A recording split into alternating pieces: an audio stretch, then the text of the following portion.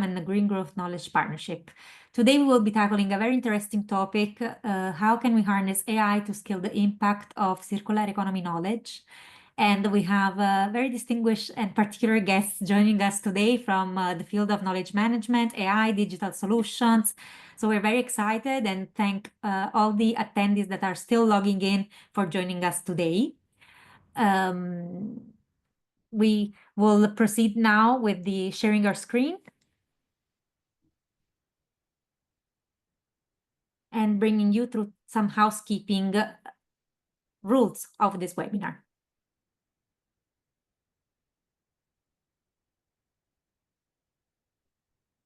Next slide, please. Okay.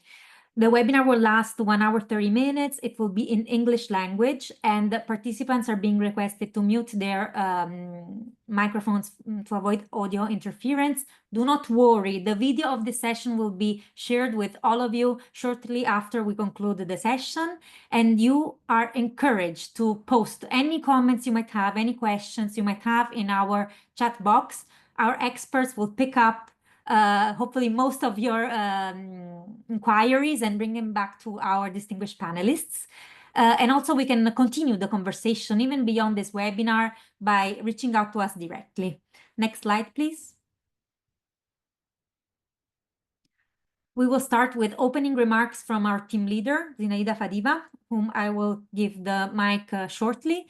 Then Gian Guglielmo Calvi, a senior knowledge management expert at the GGKP, will have an explainer on AI so that we all start from the same starting point in order to understand better about these new technologies and how they can contribute to our understanding and curation and analysis of knowledge management, after which there will be two main panels. In Panel 1, we will understand how can we build stronger knowledge management capacities with AI, and also how we can use AI technologies for knowledge analysis and beyond.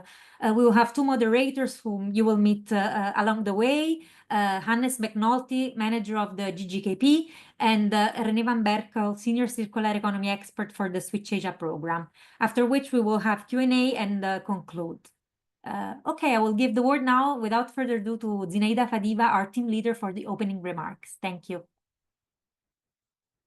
Good afternoon, good morning, colleagues. Good morning, friends. Many have become friends in the course of this webinar series, which we called Circular Economy Knowledge Hub webinar series, which are co-convened by EU Switch Asia Policy Support Component and the Green Growth Knowledge Partnership. And over the course of this series, we've engaged with many of you, who are practitioners, policymakers, businesses, knowledge platforms, on the importance of building a more coherent and accessible body of knowledge around the circular economy. But one message that has come through clearly from all of our exchanges is this: despite all of the talk, despite the growing interest and strategic commitment to circular economy across regions, it is still rather difficult, especially for practitioners on the ground, to identify what truly constitutes a circular economy practice. The gap between vision and actionable examples clearly remains. And today, we are turning to a new frontier in addressing this challenge, artificial intelligence. As digital tools become more powerful, we want to ask ourselves and experts around the world who are with us today whether AI can help us better search for, curate, and amplify knowledge that is truly aligned with circular economy principles and goes beyond just quote-unquote greenwashing. Can it help us move beyond buzzwords and into the concrete actions? Can it help us sort through all the noise and locate real quality tested practices and can inspire and, most importantly, guide those which are inspired? In this session, our two panels will explore the practical and ethical dimensions of using AI to support circular economy knowledge systems. The first panel will focus on AI's potential in collating and making circular economy knowledge more accessible and user-friendly. And the second panel will dive into how the AI can generate meaningful insight tailored for the needs of different user groups, from businesses to local governments, educators, non-governmental organizations, etc. So what we emphasize today is really, through this conversation, that we are bringing today traditionally separate worlds and traditionally separate actors. On the one hand, the world of circular economy, sustainable consumption and production, and sustainability practitioners, and the world, on the other hand, of knowledge management and applied digital technologies. From our webinars and in dialogue with knowledge hubs that have joined our initiatives, it is increasingly clear the successful transition towards circular economy must be data-driven, must be knowledge-driven, and should be rooted in closer collaboration between these two communities, where the sharing of diversified expertise is no longer optional. It is really essential. And with this, thank you very much for joining us, and let's begin. Over to you, Django. Thank you, Zinaida. And we will now have an introduction explainer from Django, so we can share his slides. Thanks.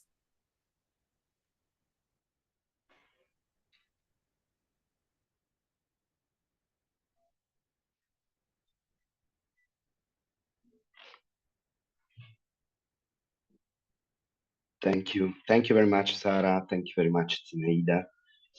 So we're waiting for the first slide to appear, which will immediately send us into the big question. What is artificial intelligence? Being an explainer, we cannot start but with this question. Next.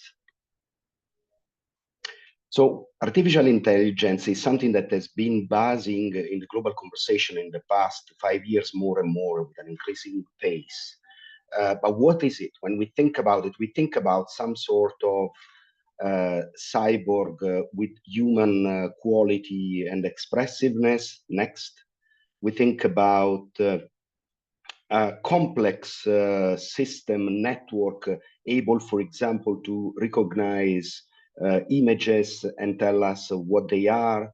Or next, we think about any of those amazing tools that are available today, like ChatGPT, DeepSeek, Gemini, you name it, that are part of the conversation. Next. In fact, artificial intelligence is none of these things. Next.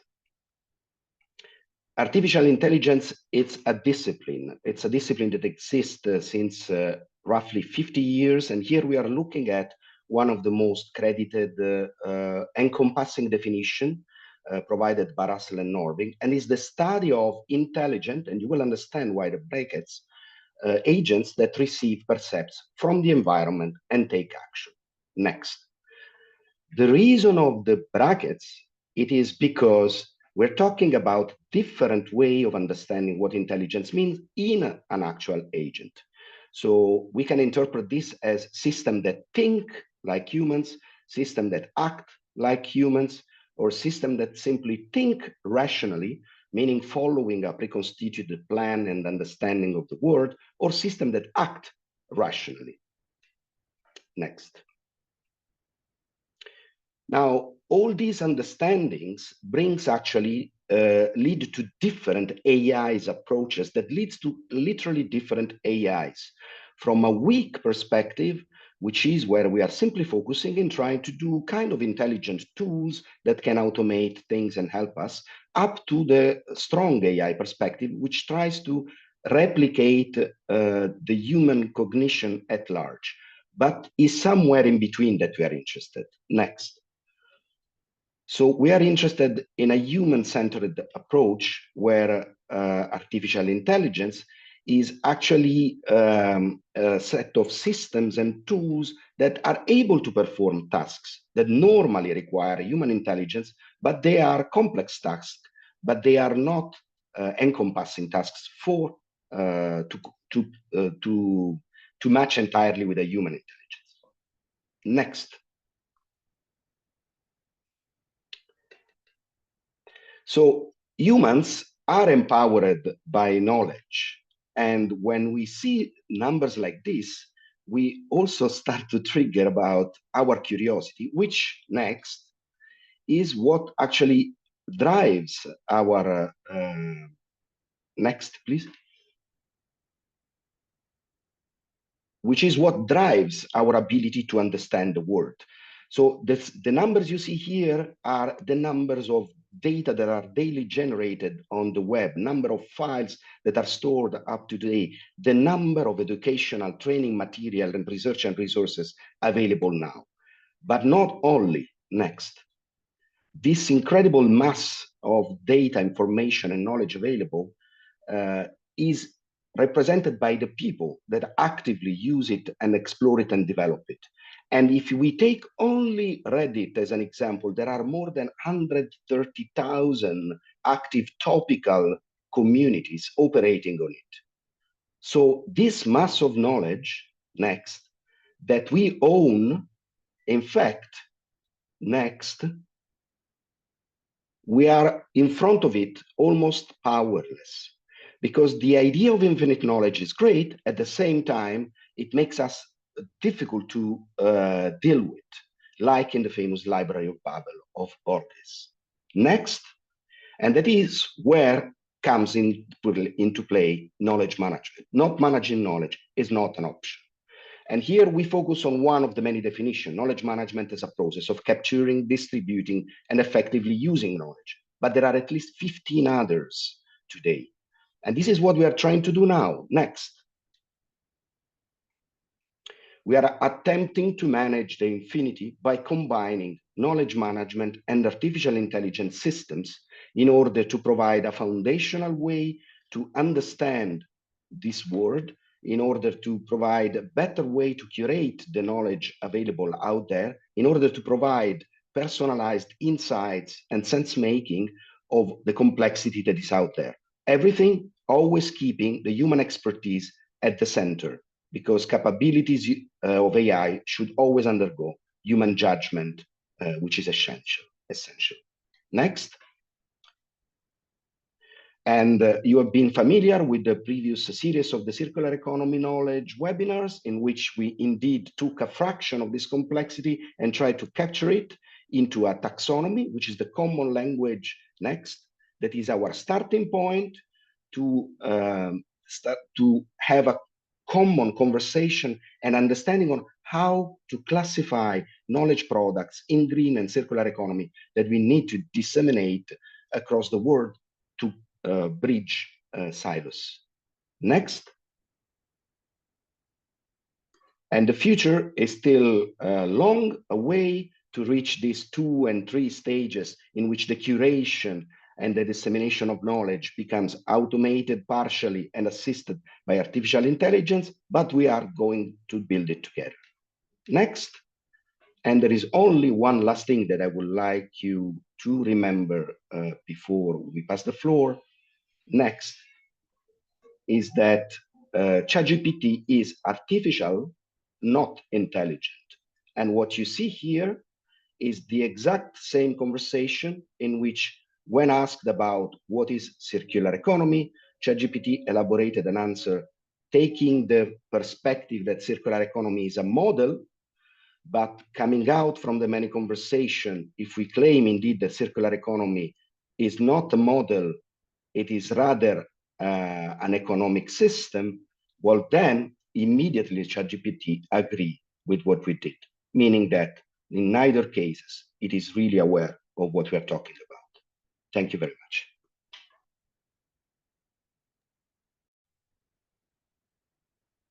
Thank you, Django. Very interesting explainer. I'm sure that now many questions will start to rise. So I will give the floor to the moderator of panel 1. We can show the panelists on the screen, and then Hannes will be introducing them. Thank you so much. Thank you very much, Sarah. And it's a great pleasure to be able to moderate this next session. First and foremost, let me please introduce myself. My name is Hannes McNulty, and I work on industry, value chains, knowledge management within the Green Growth Knowledge Partnership, or GGKP. Now, today, I'm very lucky to start this first panel with three very interesting and very well-informed people when it comes to knowledge management and AI. I have, as you already know, Django Calvi, who is Senior Knowledge Management Systems Expert, also with GGKP. But we also have Moria Levy, who's the founder and CEO of ROM Global, and Antoine Diaria from Innov. Now, I'm delighted, as I mentioned, to have you all here. And in this first panel, the idea is that we, again, continue to look a little bit at the basics of AI and knowledge management. And it's all about how do we build stronger knowledge management capabilities with AI. Now, in the next session, we'll talk about applications, how it actually works. But today, we really just want to get into the nitty-gritties of AI and knowledge management, how they work together. So to begin with, maybe what I can do is turn first to you, Moria, if I may. Could you, from your experience, I mean, you have worked so much over the years on knowledge management and now also including with AI. Could you, with your experience, explain to me how artificial intelligence can support knowledge management in some of the key pillars? I mean, we talk about knowledge management key pillars. There are many different types. I'll just say a few for the sake of the audience. We have knowledge creation or acquisition. We have knowledge storage and organization. We then talk about sharing and distributing knowledge. We also have the application of knowledge, and of course, how we maintain it or curate it over time. And this is what we mean by knowledge pillars. Now, could you give us some examples from your side how AI can support knowledge management in one or even more of these particular knowledge pillars from your experience? Yes, thank you. And nice to meet you all. We often talk about AI that improves search and findability, but yes, indeed, it can support KM for many other needs too, like when we speak about knowledge retention, about lessons learned, about portals, communities of practice, and everything you can think about almost. Building the program, managing the change, and I can go on and on. But I'll give only one example. If we look at expert knowledge, in most professions, there are different levels of experience. And the real gap isn't always in the formal procedures, it's how the experienced people think and act. As knowledge managers, we are trained already to draw out this tacit knowledge. Now let's go to the AI. Gen AI allows us to take that a step further, not only to document the knowledge they have, but turn it into structured AI conversations that support the decision making in real time. If I take a concrete example even, think about a social worker who has to deal with divorce cases. So the social worker often used to recommend as to the child custody arrangement. And this type of decision involves sensitive judgment, a lot of experience, a lot of knowledge. We, as knowledge managers, can mediate this knowledge and help the using Gen AI, help with predefined files, guide the social workers through the thinking process, not telling them what to decide, but helping them in this journey to explore the pros and the cons, to consider the factors that they may overlook and reflect like an experienced colleague would. Think about it, the expert sitting behind my shoulder and helping me to work. So I think that this kind of example and AI support does not replace the people, or I'm sure that this kind of AI does not replace the people. It augments their thinking. It's practical, it's grounded in KM practice, because we're taking the knowledge of the experts and structuring it and using it to help the others. And it shows, just in one example, how AI can be used and embedded together with the human insight where it's needed most. Thank you very much, Moria. I really like the idea that I have an expert standing behind my shoulder, looking over, keeping an eye on what I'm doing. I think it's maybe a nice analogy because it's again, it's not replacing me, it's guiding me. And I think that's a nice already introduction, because there's a lot of concern about this idea that AI will immediately replace us. And I think this perception that it's more there to support us, to guide us along the way, can actually kind of change perception a little bit. I just want to add that this was one specific example. There are thousands of these, and because we have a very short time, I'm just speaking. But people from the audience who want to see demonstrations, they can contact me later on, and I can show them how these things actually work today. As you said, supporting the human being, not replacing him or her. That's a good point, Maury. And actually, I would as well encourage everybody in the audience. You're more than likely going to have loads of questions about AI and what the speakers bring up. Some might not, some of what we're talking about might not be easily understood. So do put your questions also in the chat. There'll be also ample opportunity to catch up with the speakers afterwards.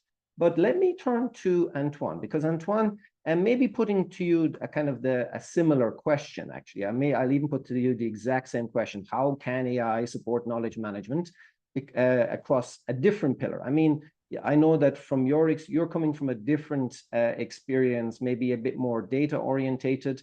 Could you give us insights from your experience on how AI has helped you, or how you see it helping others in a kind of a more data orientated knowledge management pillar? So thank you, Hans. Hello, everyone. So I am Antoine Ja, CEO of Innov. I'm specialist in technology, data business analytics, and AI-driven solution. So today I'd like to share our unique approach to data collection and AI, particularly in low data environment. When we talk about data in AI, there is often an assumption that data is everywhere, that is already exists and just waiting to be used. In this context, the main challenges is labeling and organizing data, not collecting it. But in many developing countries, the cursor is somewhere else. The question there becomes, how do we get data? In Europe, the US, or even in most Asian countries, data naturally appears through everyday interaction with digital services, public institutions, businesses, hospitals, and schools. However, in Africa, particularly in Mali, where I'm living, if you want information about food prices, school attendance, or whatever a clinic has running water, you usually have to collect the data manually. You might wonder why. Simply put, it's because a reliable internet isn't everywhere. Even basic electricity is often lacking, and literacy barriers complicate things even further. That means you must send people to the field, conduct surveys, and gather all of the information by hand. And after all of that effort, the data remains static. It doesn't update automatically. You have to start over again each time. At Innov, my company, our work isn't about big data, which is common for everyone. It's about smart data. We work in environment where data is scarce, and every single piece of information matters. From this experience, we have learned to use AI not to process millions of records, but rather to creatively handle what is missing, to simulate, predict, and extract insight from limited, often unconventional sources.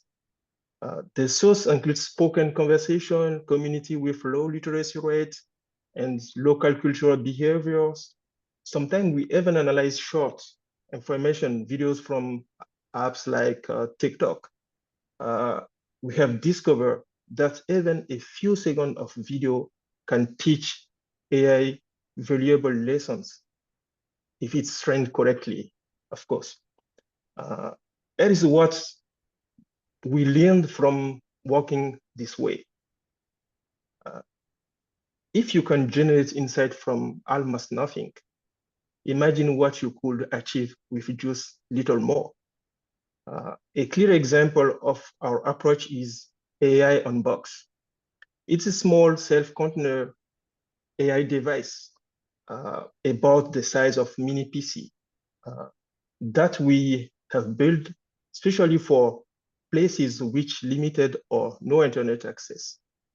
AI on Box is easy to carry around, runs smoothly on batteries or small solar panel, and bring AI directly to remote community without complicated equipment or infrastructure. Imagine a child in the middle of the Sahara using AI on Box to learn school's lesson, even without teacher, internet, or classroom. Or picture a woman in a remote village using the device to learn how to protect her family's health despite having no hospital or doctor nearby. AI in Box is also great for business, especially for data collection and knowledge management. It doesn't just run basic AI programs. Instead, it learns valuable information directly from daily employee interaction. It then uses this knowledge to create customized AI tools, making sure companies never lost the important ideas and experiences the employees may have. This is exactly the kind of adaptive technology we need to leverage the power of smart data, both for communities and enterprise. Working effectively in this challenging low data environment teaches us to be more precise, adaptive, and sourceful. The future isn't just about having more data. It's about achieving more with less energy, fewer resources, better focus. For me, AI isn't simply a data processing tool. It's how we turn scarcity in strength and information into main food. One, that's been very interesting. And I think your AI in a box example is quite interesting. And I think that's something that we can see if people have interest in the chat. What I'd like to do is jump quickly to Django, because Django, in your presentation, you mentioned the infinity of knowledge. And even if we have AI to help us, let's say, access this knowledge and do something with it, obviously there's a bit of maintenance and curation. I presume that it's not just let AI go crazy on the infinity of knowledge, but there has to be some kind of organization, curation aspect to this. Could you, from your, again, I think you've done a lot in this area, could you give us your thoughts on how AI can help us on that particular pillar related to knowledge curation, maintenance, etc.? Thank you very much, Hannes. Certainly, I think you really nailed a critical aspect here, like that we have experienced through all the. Could I ask the three of you if you would be able to share very quickly a kind of a best practice that anyone from the audience could maybe apply them for themselves when it comes to integrating AI into knowledge management? And maybe keep in mind, we in the audience, we have policymakers, we have people from international organizations, we have companies. It's a broad range. So really kind of a simple best practice today. What would you like to share with the audience on how we can best integrate AI into knowledge management? Not looking into the future, looking at this afternoon, so to speak. And maybe, again, just a very quick intervention from all of you. Maybe I'll go to Moria first this time. Would you like to share? Okay, I'm muted, yes. So in one word, mindset. We have to change our mindset. Don't fear the change, embrace it. Commit to continual learning. It's all the time changing. Lead change by changing yourself before, others after. And start with small business needs.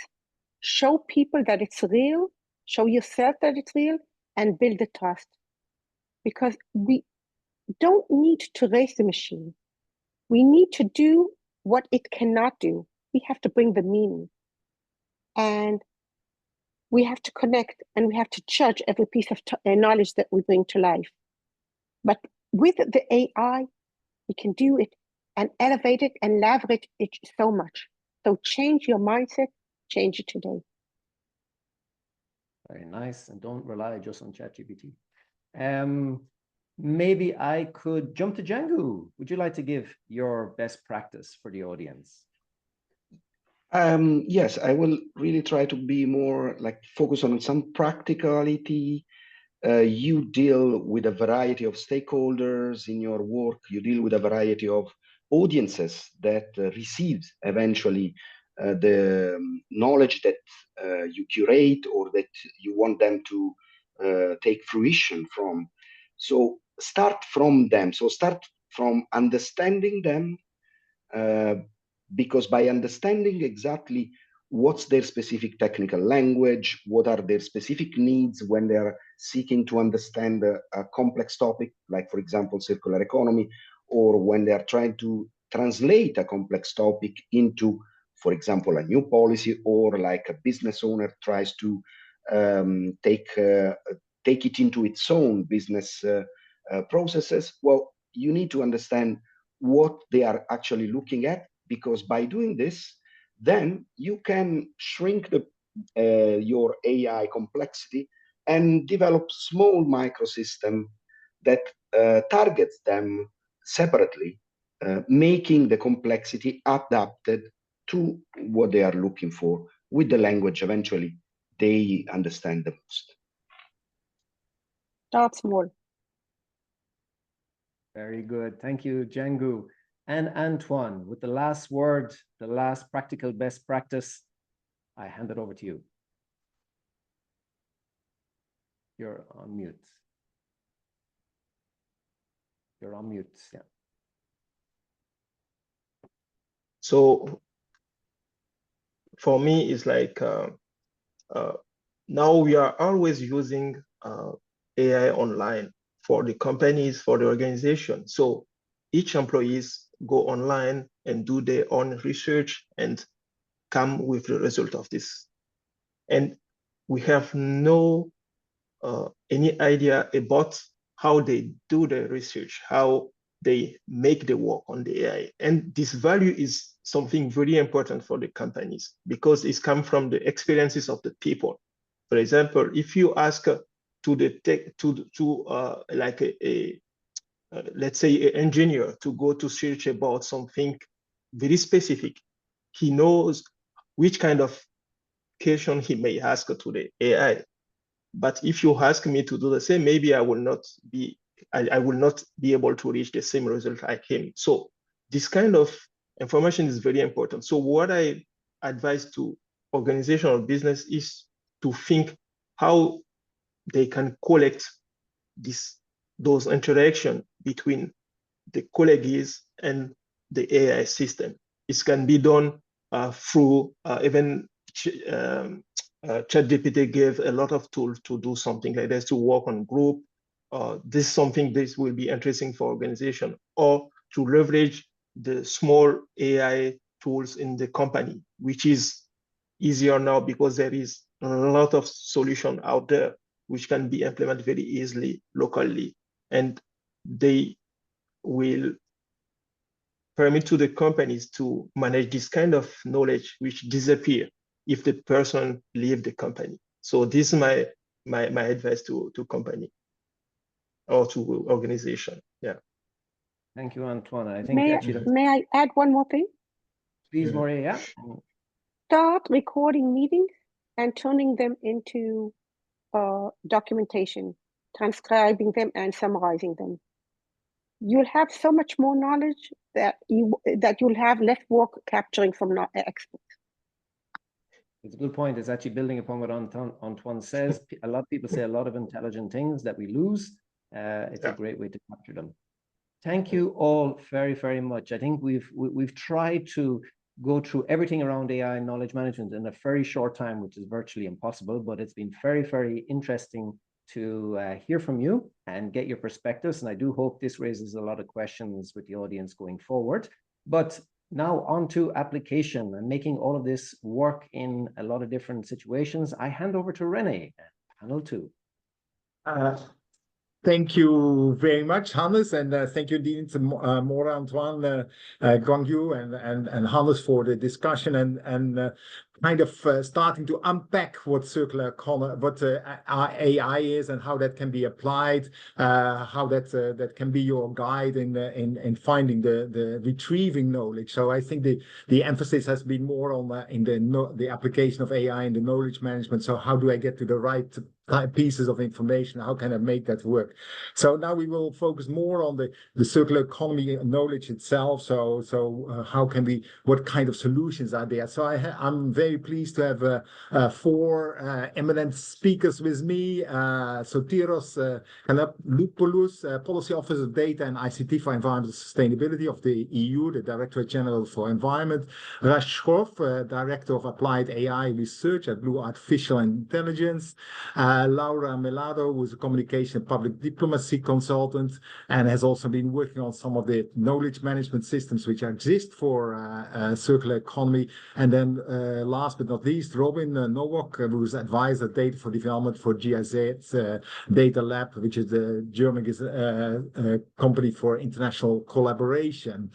So with this, I think that we would like to move towards using AI to generate circular economy solutions. And I think that maybe also taking it a little bit forward from the earlier conversation, I think there are two areas. There is, in my view, something like a product dimension to this. So what is the kind of solution? So if I look at, take a simple example at rice farming, so what are the circular economy solutions then? So what can I do with my stubble, with my nutrients and other things, and how is this then translatable from the Mekong Valley to Bali or to India, for example? And I think there's a process angle to it, which is more about how do we operationalize these concepts. So I know that remanufacturing is an option for parts of cars. So what is my guide to set up a remanufacturing center for gearboxes or for toner cartridges as a sort? So there's more the process orientation.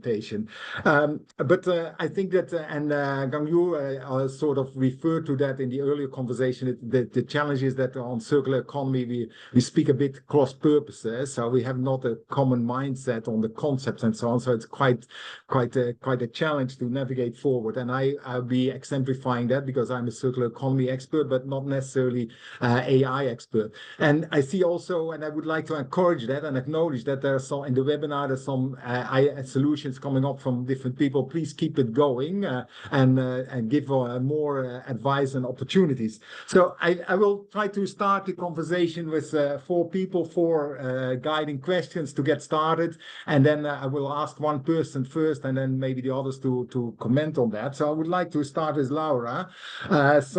How do you see that we can more easily bring large amount of knowledge, which Guangyu has referred to the attention of really diverse set of users that we could have? It could be businesses, it could be experts, it could be policymakers, financiers, consumers who want to buy something. So how can AI help in this matchmaking and knowledge discovery?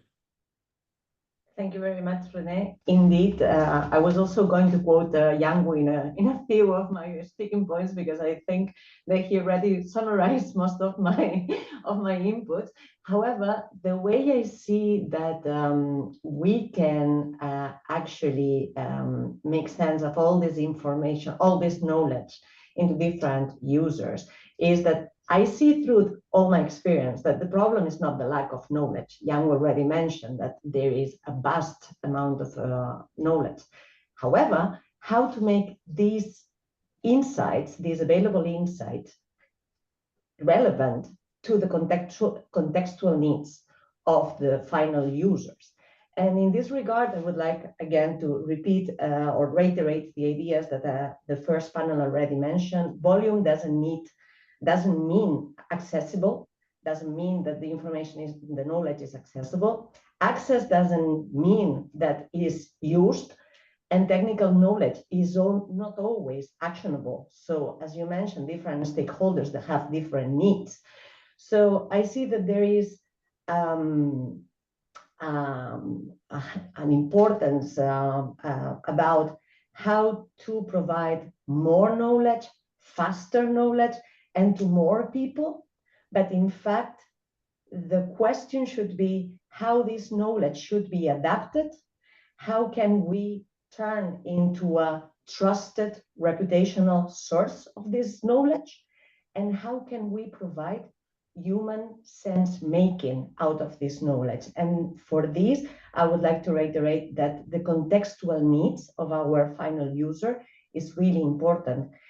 In this context, I think that knowledge is something that must be translated, not just transmitted. So I would go beyond uploading documents or designing databases. In fact, something that when we were checking for the taxonomies for the circular economy platforms that we have seen in the past months, we have seen that it's really important to have knowledge translators. And in this context, I believe communicators are our allies, because communicators have the capacity to summarize complexity, to create this knowledge. As well, communicators have the skills or the competence to contextualize, to adapt language and tone to the needs of our final user. And as well, we can conceptualize how to best share this knowledge in the different products that we believe are contextualized to the reality and to the specific needs of our user. In this context, the way I see artificial intelligence co-creating knowledge with communicators or knowledge managers would be that artificial intelligence is a really useful and powerful assistant, as you rightly said in the first panel, that can help us to create summaries of the raw data, can help us as well to brainstorm about interactive pathways, and can become a facilitator for multilingual access and framing. However, in my opinion, still the human-centered approach of the communicator of the knowledge management is irreplaceable in order to bridge this raw data into judgment, into materials that can create this trust, into materials that provide local insight. So in a nutshell, the way I would see our way of working with artificial intelligence would be, first of all, there is the layer of raw data that needs to be verified and needs to be accessible and available. The second would be to integrate assisted artificial intelligence in order to help us to summarize and to compare information, because as well, it can be useful for us to compare in different contexts how this information would work. And third, but is a step that we cannot avoid, is the human-led framing. It could be used in storytelling, in mentoring, because for me, the final approach would be to have a strategy in order not to just inform, but to create paths of understanding. That would be my contribution. Thank you. Thank you very much, Laura. So if I try to sum up, you say the role of AI would be really in terms of the human sense making. So lots of data points and a lot of disconnected information, which you can try to apply to, I'm a small firm doing textiles. So what it can be done there. I just before I go to the next discussion point, is there any of the gentlemen in the panel who wants to highlight further items on dealing with this large amount of information? Anyone who wants to come in immediately?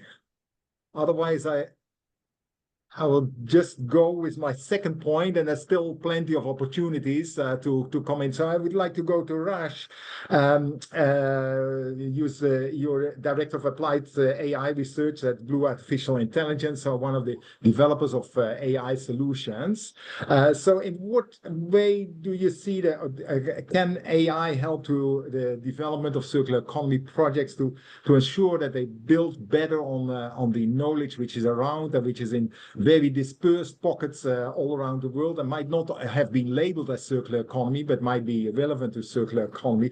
And how can then the gaps more effectively done? So how do we avoid, if I put it bluntly, how can we avoid reinventing the wheel too much? So what's your take on this? Yeah, it's a great question, and thank you for having me on. And one of the really useful tools here to kind of address the issue you highlighted are large language models, and specifically reasoning models such as OpenAI's O3 or DeepSeek R1. So if you haven't heard of these model names before, they're not your regular ChatGPT that we all use every day. These guys are one level above, maybe two levels above, and they really specialize in critical thinking, strategic problem solving, and really identifying those needle in a haystack kind of situations. So these models can kind of study data from past projects, circular economy projects, or any national project to detect certain patterns and make very insightful recommendations in a matter of minutes, as opposed to a few hours. So how would it work? Well, I think Laura set me up perfectly for this with her explanation, so thank you, Laura. So how it would work is your foundational layer is really your verified knowledge base that you already have. And we've talked about this on this panel and the previous panel as well. So this knowledge base contains things like project reports, documentation, taxonomy, emails, Excel models, official correspondence with governments, policymakers, and so on, and you name it. So you have all these data sources. It's like a bunch of lessons learned and just like stuff that went right, that went wrong. And you can feed them in either raw form or even summarized formats into one of these reasoning LLMs with a prompt such as identify the bottlenecks that this project faced and how do we overcome it in the future. It's a very simplistic example, but that's just one way to start. Now, I mentioned that these reasoning LLMs are very good at multi-step problem analysis and strategic thinking. They tend to approach questions like a business analyst or a seasoned program manager, especially if you upload a lot of context or documents or background information to it. I think Django in his presentation, he showed an example of how ChatGPT messed up its understanding of what is a circular economy. If you give a reasoning model enough context of what a circular economy is and what your project is, it's less likely to make those kind of basic mistakes. So let's say these models crunch through all this data, historical project data, and they can even document their line of thinking and their thought process, so you can make sure that that they are identifying everything that is important. Because remember, you guys are the subject matter experts, but the model essentially has to be guided into the right type of thinking. So what's the result of all this thinking and crunching all this data, and hopefully to find gaps or bottlenecks? So hopefully it'll give you insights or recommendations that you might have missed, simply because you and your team of analysts don't have the time to read through hundreds and thousands of pages or talk to 50 or 100 people. So I'll close with a brief example of what this might look like. Let's say your organization is overseeing a fairly large circular economy initiative in, say Indonesia. And let's say your initiative is to reduce the amount of plastic waste that is being thrown into the ocean, which in that region is definitely a big problem. And let's say your project involves this community-led waste collection, coming up with incentives for reusing plastic in the local economy, and even recommending policy changes to government. So you give all this information to an LLM, and it could analyze a similar national action plan, not in Indonesia, but in a similar country, say Vietnam. And it might highlight components that might be missing in your project plan based on its understanding of past projects in other countries, as well as your current project. So for instance, it could tell you that you need to make a better plan because the underdeveloped logistics for waste recovery and pickup in Indonesia's outlying islands is a problem. So Indonesia, if you haven't been there, beautiful place, a lot of islands that make up the nation. Some islands are very hard to get to, and shipping logistics, super hard. So a detail like that, if you're told to be made aware of it, it could really be the difference between success and failure. Yeah. Okay, thank you for doing that. But if I understand it correctly, you feed a lot of the raw data from a past project, a past initiative, and try to find the critical bottlenecks, lessons learned. But to what extent is that then applicable to say, okay, now we want to take the lessons learned from plastics waste collection all around Africa, for example? Is that then also an option, or that you take multiple projects, look at synergies or compare similarities? Yeah, that's definitely the way to approach it. But the one part that's missing in the AI angle is it's just one piece of the puzzle. It's one part of the workflow. And it's important to remember, if you're trying to apply these kind of techniques to projects all across Africa, it's important to remember that these AI tools or LLMs, they're not subject matter experts. They don't understand people, local politics, or even human nature. They don't have a world model. So you still need like really good people exercising good judgment on the ground, even if they're equipped with these frontier type of AI models. Now, sure, AI gives them a very clear advantage because you can take lessons learned in Southeast Asia and try to apply them to a place like Africa. But then you really need people who know what they're doing, because it's kind of like the example with steroids. If you give a random person steroids and they inject them, they're not going to get that strong because they don't know what they're doing. But if you give it to a bodybuilder or Arnold Schwarzenegger, he knows exactly what he's doing and he's going to get the maximum use out of it. Yes, so the contextualization and the sort of the human worldview, the understanding of differences will still be a challenge. So it's a support tool, not a replacement in that sense. Yep, absolutely. Yes. Okay. Thank you very much. And can I maybe then go to Robin? You work with the GIZ on the AI tools and data, also in the context of decision making and the multilateral negotiations and sort of policy domain. So how do we deal with the challenge that the generative AIs or the ChatGPTs and the other LLMs are generating convincing language, but not always factually correct if you go by the expert in that sense. It's more the common knowledge rather than the expert speaking in that sense. So how do we deal with that, particularly if it then also comes to negotiations and international governance related issues? Yes. Thank you very much. Hello to everyone at first. Thank you very much for the introduction and invitation to this very interesting panel.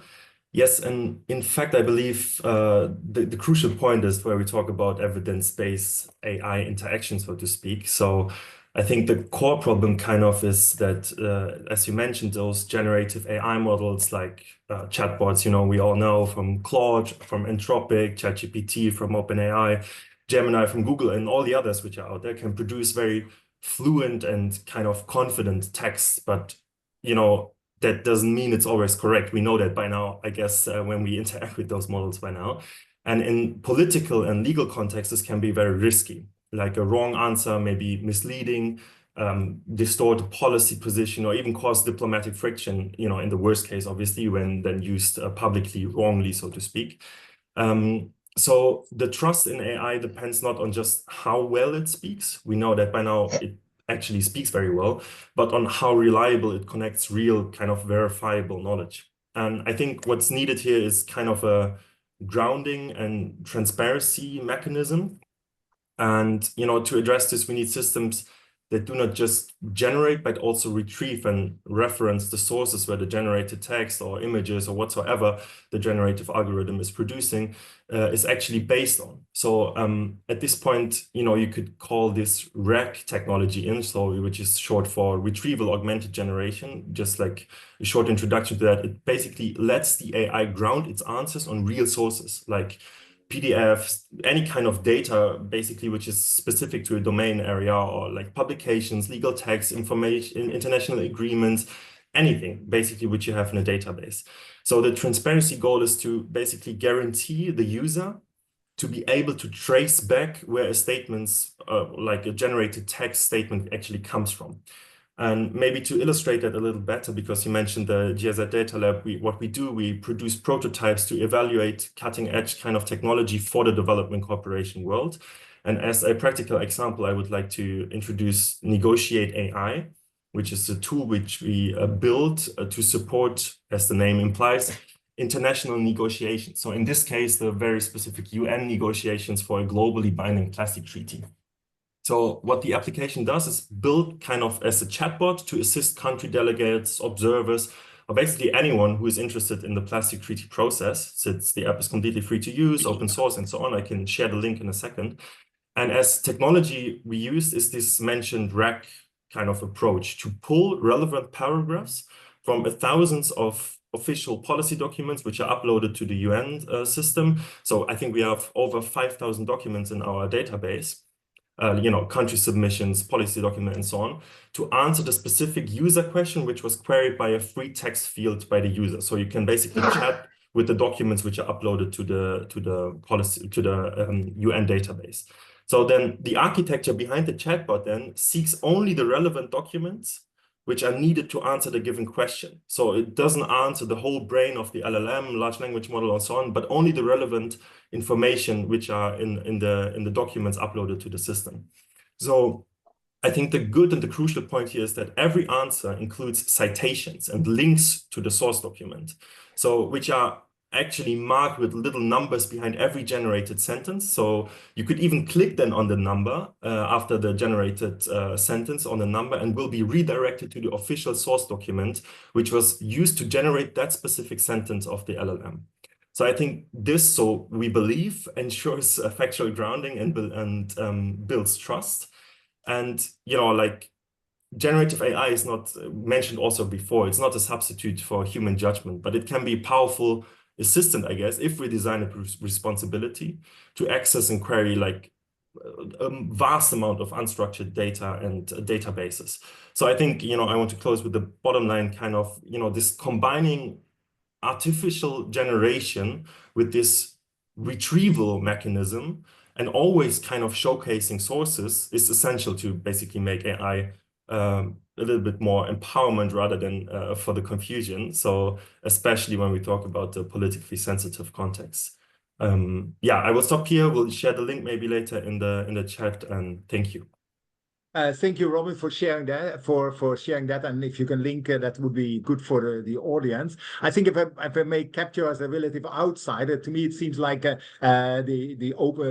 LLMs are basically looking at all information that might be around everywhere, and there's no fact check. And what you're saying is, rather than looking at the total universe, which is expanding every second as we speak, we say, well, this is a verifiable database. This is data which can be retrieved from. So we take a subset of consolidated data and then generate some insights for that. So that's very useful. And maybe because I'm also trying to see what's on the chat, so I get also some question which is linked here. So some people asked what Sholi asked then in terms of knowledge management by municipalities and how this then interact with the political priorities. So this could be also an issue. So do you have any sense on that? So where you would say, oh, AI would be transparency, open information, and that certainly politics are sometimes dictated by other agendas. Do you have any answer on that? Any thoughts? Yeah, maybe not answers, but thoughts. I think like when it's the political sense, as I mentioned, I think it's very crucial to the specific domain we are talking about. Like, we cannot blindly rely on this generative AI technologies, especially in legal policy context, but we can rely on systems that are transparent, evidence-based, and traceable in what they say and what they produce. So I think it's very important that we have like kind of standards when we talk about evidence-based AI kind of interactions. And I think like there are plenty of examples being built right now. And when we think about like the hype started with just the chatbots, and now it gets more into the direction, I mean, reasoning models have been mentioned before. And I think we are discussing or getting into the area where actually the applications are evidence base, because actually the people need that evidence base to work properly when it comes to nitty-gritty statements in like a sentence. You know, a sentence can be read differently by several people, especially when we talk about international negotiations. So I think it's very important that you have the actual factual grounding for a specific generative text, basically, which is produced. So yeah, I think, again, I can just like say design, it has to be designed accountable. And I think there are systems right now out there which can help producing that. But I think, you know, you cannot just like rely on one chatbot, as you mentioned, and discuss or like query the whole internet. I think you have to build very specific systems for each individual case. And that's kind of needs work, but actually it can be done also very customizable and very easily by now, I guess. Yeah, you highlight this for the negotiation context, that the sentence can be interpreted in different ways, but I assume this is also the same in technical context. So if you talk about plastics recycling also, then that's also very context specific, and you could easily go in the same domain and say, well, this is what the knowledge or the technology base is really talking about, and then there's a lot of community knowledge or hearsay around this. So thank you very much, Robin. So then I want to go to Sotirios from the DG Environment. So coming a little bit to the policy side, because that's what DG Environment does, policy making and policy recommendations. So what information do policy makers need to be able to easily access and evaluate the development of new policies in the circular economy domain, and how is AI already useful or could be used in your view? Yes, hello from my side as well. I work for DG Environment, Renee, as you said. I work in the digital unit. So literally in the interface of digital technologies, data, artificial intelligence for environment and sustainability. So it's kind of this meeting here feels to be in my comfort zone, let's say. And what we have been doing since the last few months, we kind of revisited the question about what AI can do with to environment in general. How can it help for sustainability and environmental policies? So we're scanning the AI landscape at the moment to see applications for environment, biodiversity, water resilience, and of course, circular economy, which is part of our big mission, let's say, here in DG Environment.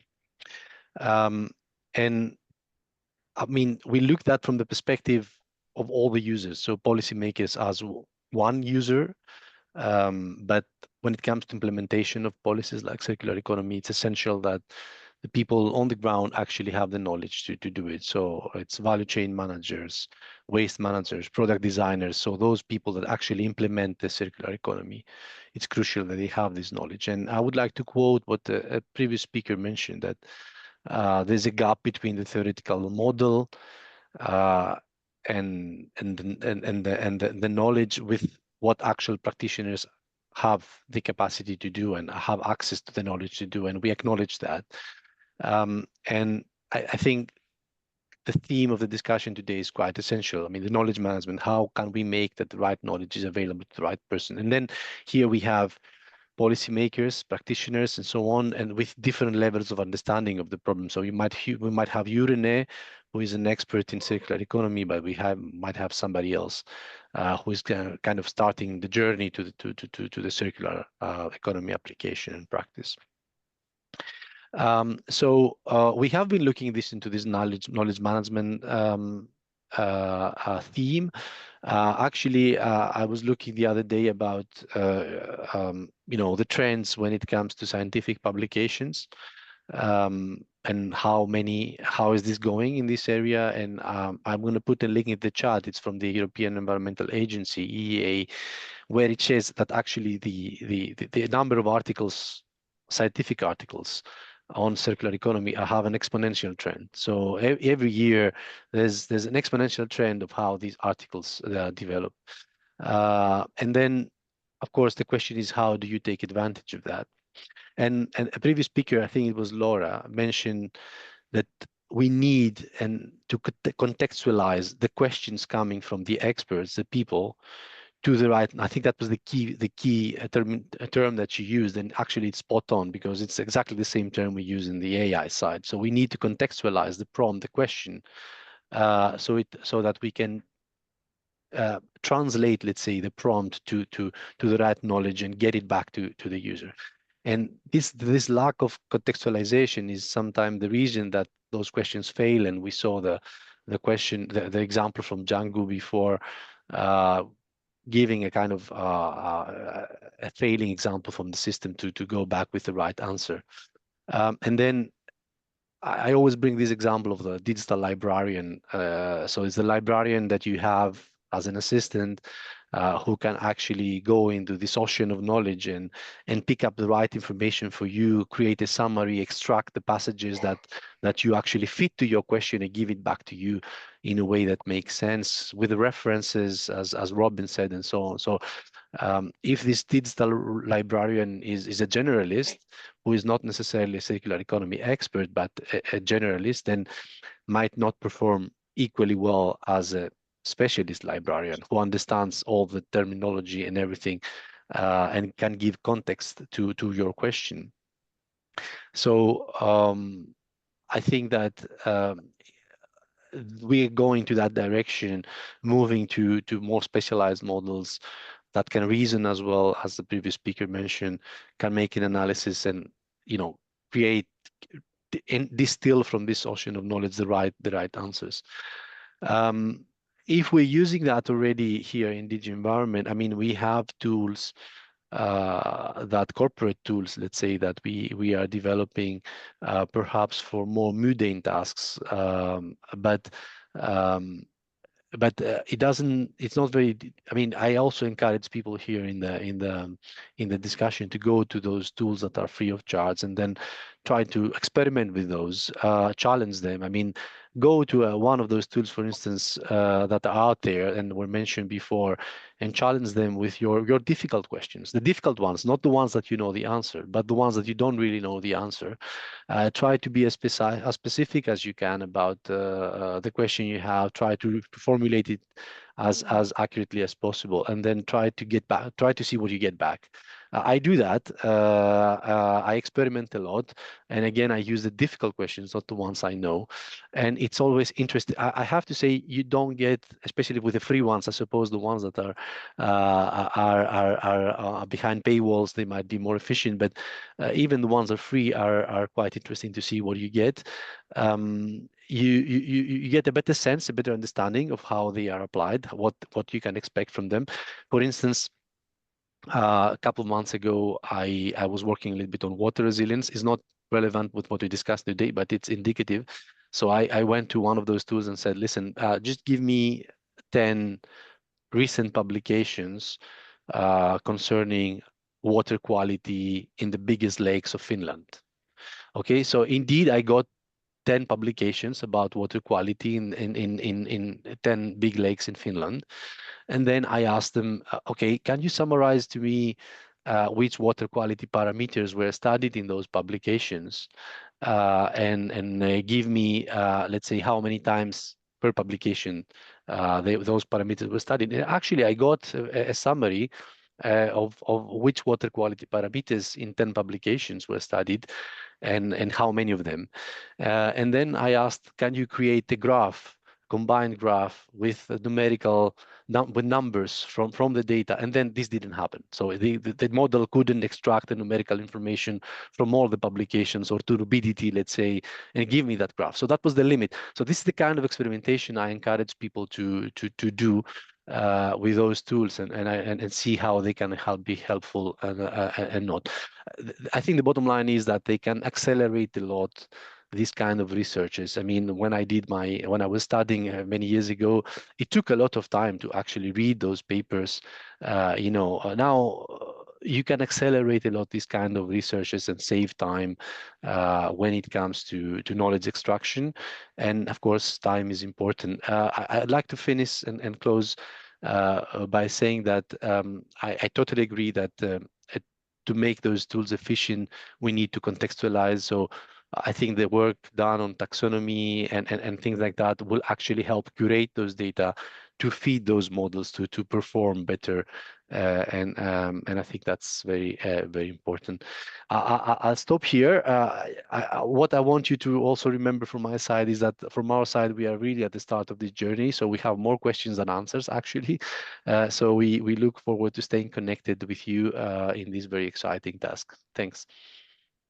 Thank you, Sotiros. And I like the idea of my digital librarian sitting behind me or working around it, and also clearly understood that if it's a general librarian, it would be of less use than if it's somebody with a circular economy mindset. I also take note that you say more publications, but it's not necessarily more knowledge, isn't it? Because there's also kind of a more publication generated on the basis of the same data sets which are analyzed. And there's some people which have been also highlighting that sometimes that if we go with just the summaries, we might lose sight of some of the abnormalities in the data, which could be points where new knowledge could be generated. So that's useful. And thank you for connecting also to the publication just now on the chat box. I think we are, in the interest of time, we have to somehow kind of close this panel. But maybe I can ask each of you for 1 minute sort of feedback to what is your sense, or what would be your recommendation? Can we rely on generative AI for circular economy, or which are the areas where yes, this we can do, and these are areas where this is a warning flag, so not yet possible? So maybe I can start again with Laura. What's your sense on this? My sense is, thank you very much, René, and thank you for all the panelists because of really relevant points in all their interventions. I think that artificial intelligence can assist us in simplifying more, let's say, redundant tasks. However, the judgment, the human-centered judgment, cannot be replaced by artificial intelligence, at least so far. So as I was talking before, I would approach this assistance from the artificial intelligence as a layered approach in which humans always have to, provide the final answer, as we were saying, the title of the panel. Thank you. Thank you very much. So humans stay in control where the AI assists. Raj. Yeah, so you can have the smartest AI model in the world, but it's going to fail in a situation when it doesn't have enough data, or it hasn't been trained on your specific situation or job or problem. You earlier brought up like certain projects in an African country. If the best model in the world hasn't been trained on that, it's going to fail. But the way around this is you kind of train your own AI model, and this process is called fine-tuning. You take an existing AI model or an LLM and you retrain it on a smaller task-specific data set. So any historical data related to projects in your region, you can kind of make the LLM not an expert, but at least an intermediate level sounding board in that specific area or that specific task. And that could really help you overcome the situation where you might not have been able to rely on these AI tools before. But like many people have said, there's no real substitute for human judgment, because human beings can learn in real time just by being around a situation or in a certain area, or even having one conversation with an official or somebody who's in charge of policy. LLMs, this takes a little bit more time. So by all means, rely on AI and for the productivity gains, but don't let go of your good judgment and just basic common sense. Okay, common sense. That seems the other extreme of AI, but very good to pair that together. So, Robin. Yes, yeah, I think I'm optimistical, but also aware of the challenges, kind of. So I think we can very well rely on generative AI in certain areas of circular economy, especially, with the knowledge management applications we are producing, for, getting help to process like vast amounts of data, technical, regulatory, scientific information, for example. I mean, like summarizing, align policy documents, help map value change, I don't know, like support stakeholders dialogues by transferring complex concepts into accessible language, kind of, and so on. But I think like also we have to, like, one critical point is like this bias reinforcement also to the models. I think if you train this model on biased or industry-driven data, so to speak, generative AI might reproduce unsustainable assumptions, like, I don't know, privileging recycling over reduction or reuse and so on. So I think, like, there's a lot to say about that. But yeah, I think my statement kind of use generative AI as thinking partner, not a decision maker, maybe that way. Okay. So Tiros, your... Yeah. Well, I'm going to refer you back to the graph I put on the chart. I mean, in circular economy, you have like exponential growth, but it's a relatively new topic. I mean, we count publications since mid 2015 and so on. If you compare that with physics, medicine, there's a richness of knowledge there. For instance, in physics, there are millions of papers. So AI is data hungry, knowledge hungry. So in areas where you have such a huge knowledge, and those models perform better because exactly they can grasp this tacit knowledge that's out there and perform better. In circular economy, we're in a new ground. So I think definitely we need to start incorporating AI in the field. At the same time, be cautious because that's a relatively new field, and then perhaps we might be kind of bumping into the boundary of the knowledge we have when we start to feed those models with information we have. Okay, thank you very much. So thank you very much. So Tiros, Laura, Raj, and Robin for your insights, for sharing this. And I will hand over back to Sarah for... Thank you, René. Thank you, Hannes, the two excellent moderators of this panel.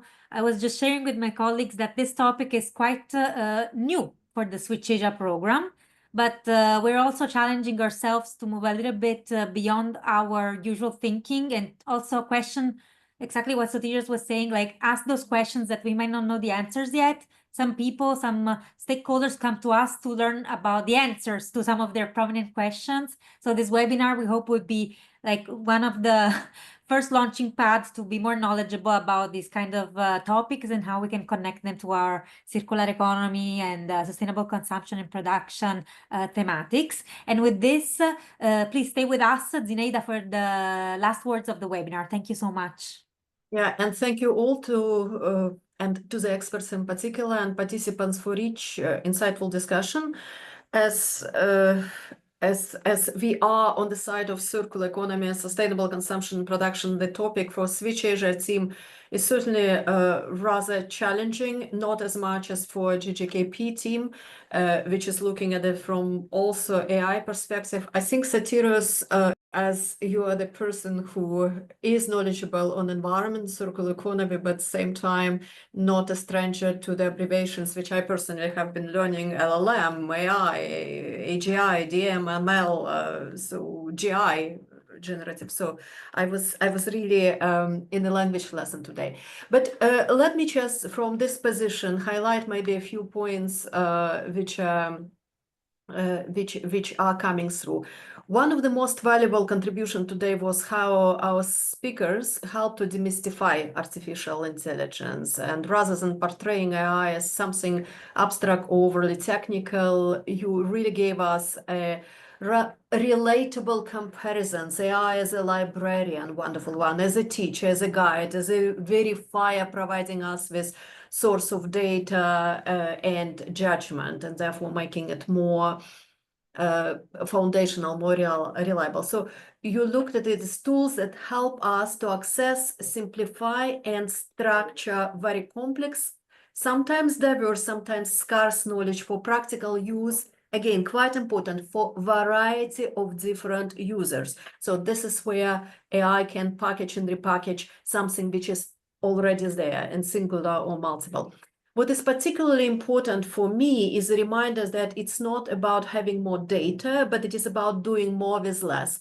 And this is interestingly mirrors the very logic of the circular economy, where we seek to generate more value, more benefit with fewer resources, material, water, energy resources. Similarly, in knowledge systems, if we use data effectively, we can meet the needs of diverse user groups without endlessly expanding our data sources. It happens anyway, so it's also acknowledged. Another key point is that data only becomes useful when we agree on the underlying concepts, this data model, language models. And this shared understanding across sectors, geographies, and disciplines is what allows us to apply data meaningfully. Only then can AI help us to translate knowledge across context, for example, by taking insights from region A. Well, example from Indonesia came very ably, thank you, from the region A, and helping make them interactionable and relevant in region B. But again, we are not talking about common definitions, we are talking about some common principles. Definitions are hundreds of thousands, and Satirius is referring to this indirectly. So we also saw how AI can support practical applications by synthesizing insights, spotting patterns, drawing connections that may not be obvious, especially when working across fragmented or siloed knowledge systems. It is also useful to train the LLM to be more useful. This is also very well noted point by us.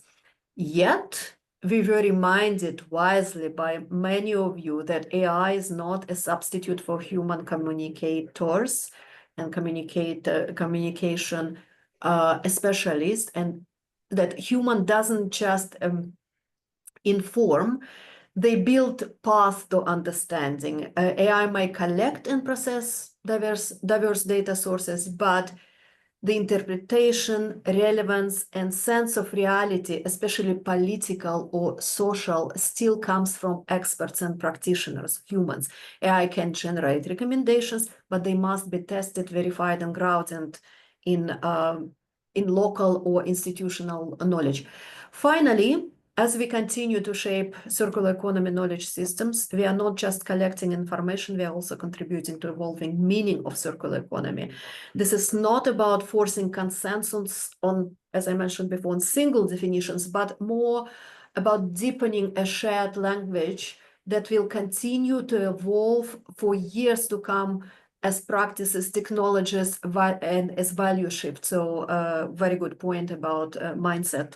So it is a new ground, as we were just reminded. So thank you very much again for excellent discussion that brought together the world of circular economy and digital technology, human insights in such a meaningful way. So we will continue interacting with among us and with all of you.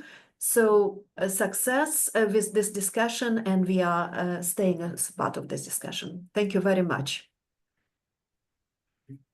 Thank you. Thank you, Zinaida. We will close the meeting and send to all the recording and the presentation. Thank you again for joining us today. Bye. Bye, colleagues. Bye. Thanks so much. Bye-bye. Bye. Bye. Thanks. Bye.